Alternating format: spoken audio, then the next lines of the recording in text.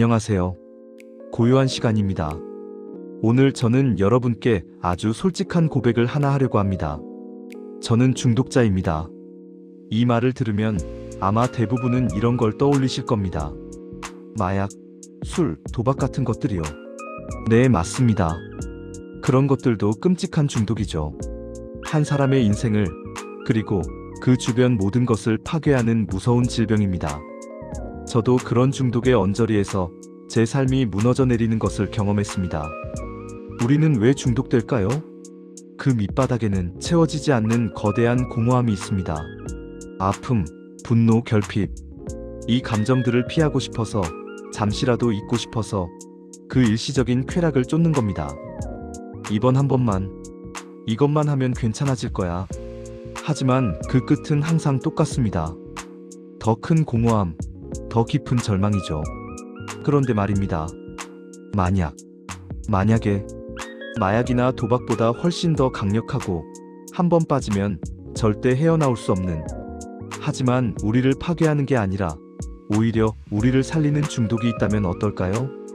오늘 저는 여러분께 바로 그 가장 완벽한 중독에 대해 이야기하려 합니다. 사실 충격적인 고백을 하나 더 하자면, 이 영상을 보고 계신 여러분도 모두 중독자입니다. 아니, 나는 마약 같은 거 안 하는데? 라고 생각하실 수 있습니다.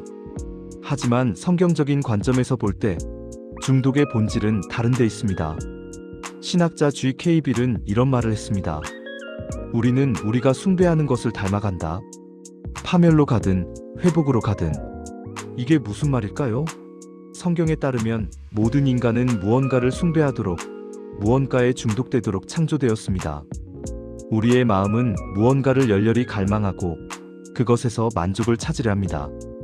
그게 바로 숭배입니다. 문제는 우리가 무엇을 숭배하느냐는 겁니다. 성경은 이것을 우상숭배라고 부릅니다. 하나님, 즉 창조주가 있어야 할 자리에 다른 피조물을 올려놓는 거죠. 어떤 사람에게는 그것이 돈일 수 있습니다. 어떤 사람에게는 성공이나 권력일 수 있습니다. 어떤 사람에게는 사람의 인정이나 연애일 수도 있습니다. 심지어 나 자신이 될 수도 있죠. 내 자아, 내 고집, 내 뜻대로 하려는 마음.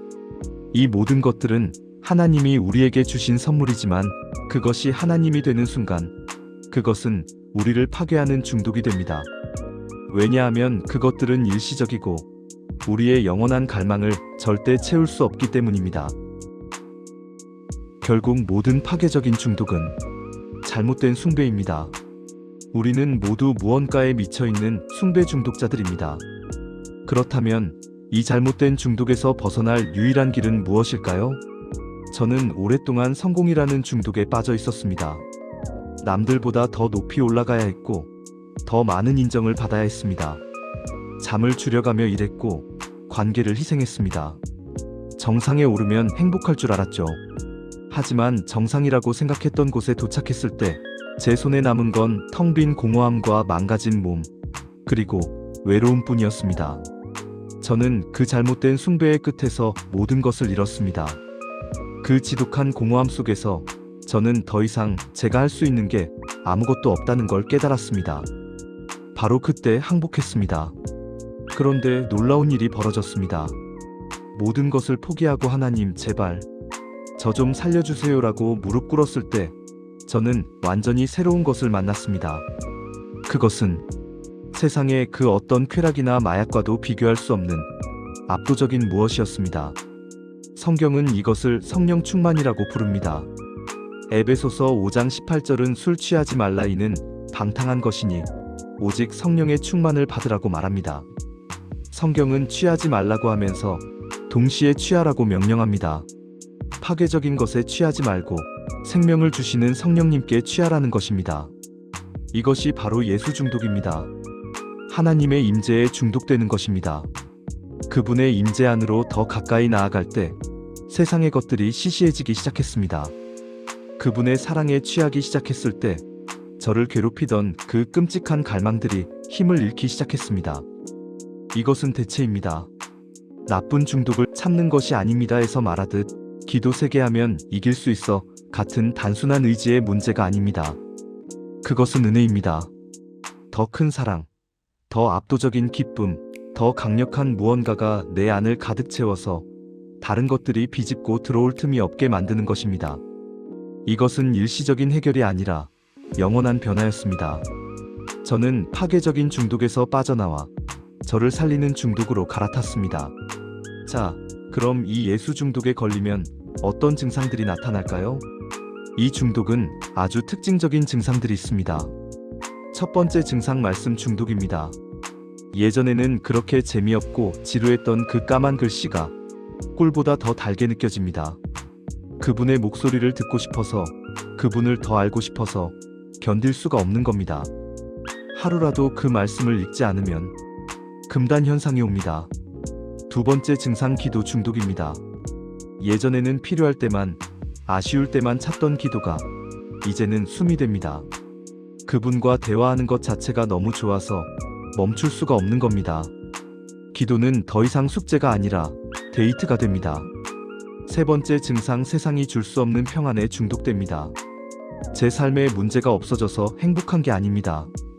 여전히 문제는 있고 고난은 있습니다. 하지만 그 모든 것을 주님께 내려놓았기 때문에 내면 세계가 너무나 행복하고 질서가 잡히는 겁니다.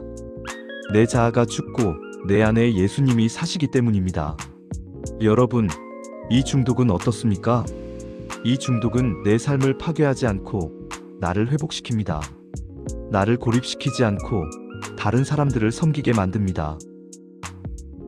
나를 공허하게 만들지 않고 넘치는 기쁨으로 채웁니다. 저는 여전히 중독자입니다. 하지만 저는 이제 제가 무엇에 중독되어야 하는지 압니다. 저는 매일 아침 눈을 뜰 때마다 기도합니다. 주님, 오늘도 주님께 더 깊이 중독되게 해주세요. 이 영상을 보시는 분들 중 여전히 파괴적인 중독의 사슬에 묶여 고통받는 분이 계시다면, 혹은 무언가 공허하고 만족이 없는데 그 이유를 몰라 방황하는 분이 계시다면, 당신에게는 금욕이 필요한 게 아닙니다. 당신에게는 더 나은 중독이 필요합니다. 당신이 창조된 목적인 하나님을 숭배하는 그 중독 말입니다. 예수 그리스도는 당신의 그 잘못된 숭배를 대신해 십자가에서 죽으셨고, 당신을 그 모든 속박에서 자유롭게 하기 위해, 그 사슬을 끊어내시기 위해 부활하셨습니다. 이 예수 중독은 당신을 기다리고 있습니다. 이 초대에 응답하시겠습니까? 제가 잠시 기도하겠습니다. 저를 따라 기도해 주세요. 하나님 아버지, 저는 제가 잘못된 숭배에 중독된 죄인임을 고백합니다.